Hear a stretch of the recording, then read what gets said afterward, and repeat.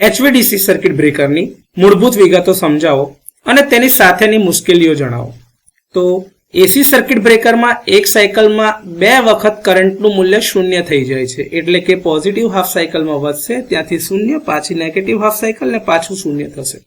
તેથી એસી સર્કિટ બ્રેકરમાં જ્યારે કરંટ 0 માંથી પસાર થાય છે ત્યારે સર્કિટ ખુલે છે, એટલે કે ઓપન થાય છે.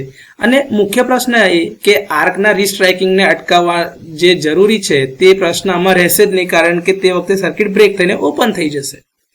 જ્યારે ડીસી સર્કિટ બ્રેકરમાં કરંટ ક્યારેય શૂન્યમાંથી પસાર થતો નથી, તેથી શોર્ટ સર્કિટ કરંટને કોઈ પણ રીતે શૂન્ય મૂલ્ય પર લાવવો જરૂરી બને છે. હવે બીજી સમસ્યા એ છે કે એ સમય દરમિયાન જે ઉર્જા સ્ટોર થાય છે ઇલેક્ટ્રોમેગ્નેટિક બળના સ્વરૂપમાં, એના મૂલ્યને પણ આપણે ડિસિપેટ કરવું પડશે.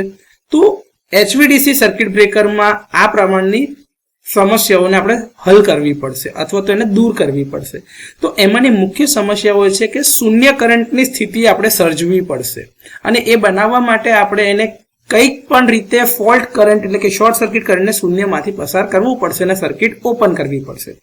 હવે બીજો મુદ્દો એ કે તે વખતે જે આ રીસ્ટ્રાઇકિંગ થાય છે એને પણ અટકાવવું પડશે.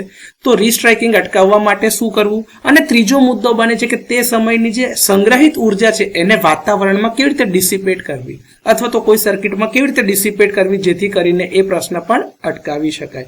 તો HVDC સર્કિટ બ્રેકરની મૂળભૂત વિગતો અને તેની સાથેની સંકળાયેલી મુશ્કેલીઓ આ મુજબ કહી શકાય અથવા તો વર્ણવી